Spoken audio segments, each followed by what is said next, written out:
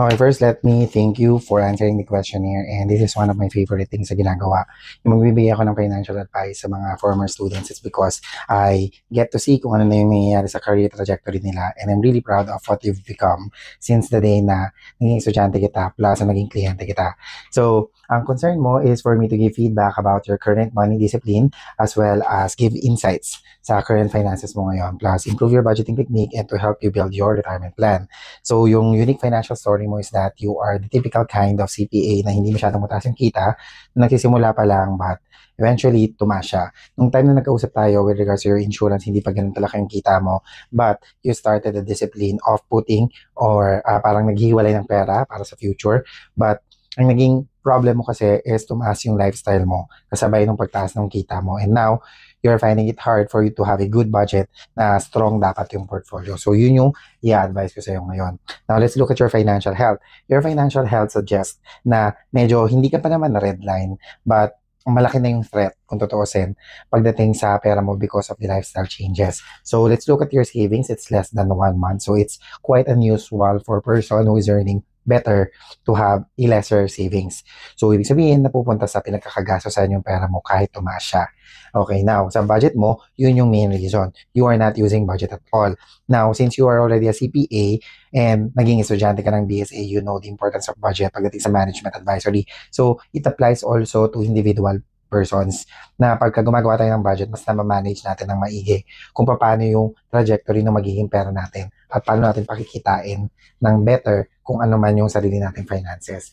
Ang maganda na kinaharap mo ngayon is consistent yung cash flow mo. So, you do have interest in business. I'm not sure if you're still practicing or you're employed, but consistent cash flow means you have the ability to do budgets na hindi masyadong mahirap.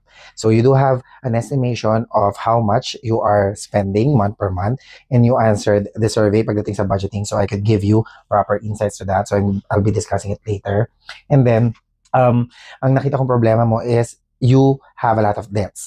Meron kang personal or real property acquisition, may credit card ka, tsaka personal loan. Now, pagdating sa personal money management, in order for you to assess if it is a wise move or not, is makukonsider mo siya as investing kapag yung pinaglalaanan mo ng pera ay may sure na balik ng pera. For example, bumili ka ng bahay. Pag bumili ka ng bahay, tapos gagamitin mo siya, wala siyang balik ng pera sa'yo. So, hiwalay yung definition ng accounting term pagdating sa expenses and liability pagdating sa personal money management. Pag yun ay walang balik ng pera sa'yo, it is considered a liability. Sinking na yung fund, nilalagay mo na siya. Tapos yung mismong ma-acquire mo na property, it is just for your own use. Pero pagpalagay natin ang ini-investan mo is something that will give you return. For example, bumili ka ng kotse, pero ng kotse hindi mo gagamitin mong Grab.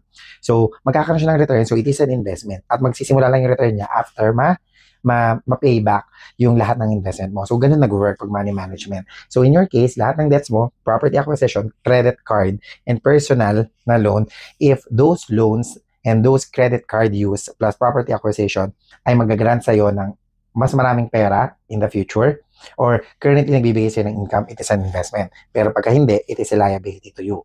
Now, sa insurances, meron kang work na insurance, so that's good. More or less, baka hospitalization to. So if you want me to look at it better, please send me a copy of the coverages. And then personal expenses, personal insurance, yun yung kinuha mo sa akin.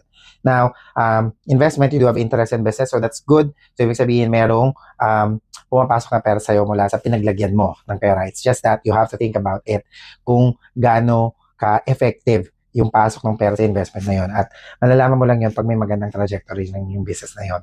Tapos, ang wealth mo is stable. So, ibig sabihin, sakto yung mga kinikita mo to finance every lifestyle expenses that you have. But if you're going to look at your budgeting, ito yung itsura.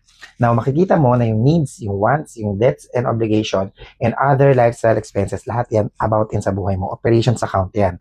Ibig sabihin, lahat yan ay pagkatatanggap mo, lumalabas din kagad. So, ikaw ang may fault niyan. Ikaw ang nag-design ng lifestyle na yan. And ang total niyan is 84%. Okay? The only account na pinapalago mo is just the 12%. Yung isa ay freedom fund pa. Ibig sabihin, savings lang siya. Hindi siya talaga lumalago. Nandyan lang siya na pwede mong kunin for emergency. At may pinapalago kang short term siguro na another 6%. So, 12% lang ang pumapasok talaga pagdating sa pagpapalago ng pera mo. And then, the security account na meron ka, all about insurances and emergency fund na dedicated, it's just 4%. Ganon yung itsura mo, itsura ng pera mo ngayon. So, talagang makikita mo na pagtaas ng kita mo, sumabay talaga yung lifestyle mo. Now, one good thing na meron ka is age. You're just 29 years old and you do have a lot of time to maneuver this kind of finances. So I encourage you to have like one-on-one talk talaga with me so that we could have a great plan. But I'm pretty sure that what I'm going to tell you later would suffice. But if you want detailed, of course, you can always contact me. So my assessment is good na mas maganda na yung kitaan mo ngayon, na stable ka, ibig sabihin you could maintain yourself. But remember na yung outlook ng finances mo ngayon, there is a big threat. At yung threat na yon is yung future mo. Hindi siya talaga nalalagyan. So that is something that you should ponder about. Now, ang need ng urgent attention mo is the whole budgeting mo.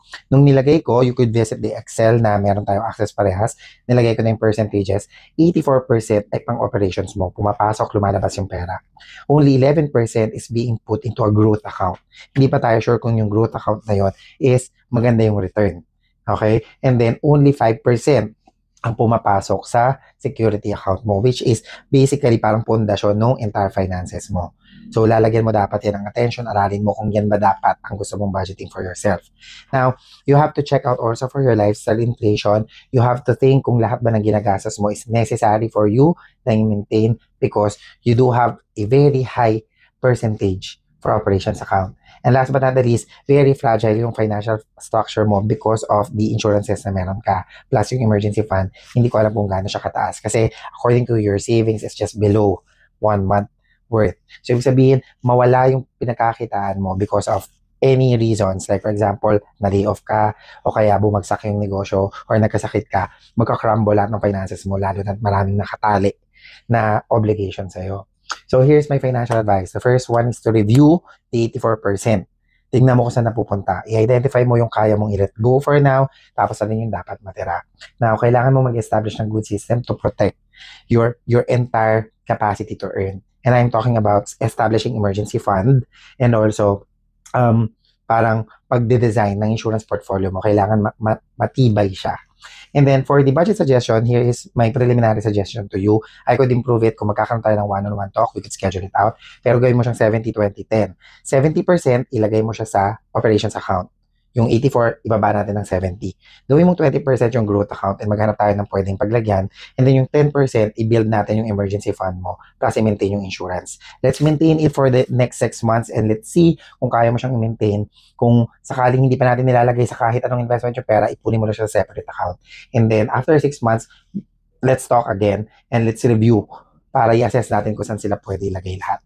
So for now, ito lang yung pwede kong ibigay sa'yo because of the information that I have. But I encourage you to have one-on-one talk with me. Just PM me. And let's talk, dive deeply pagdating sa finances mo so that I could give concrete financial solutions. Okay? But nevertheless, I'm happy kung nasan ka ngayon. Konting disiplina lang.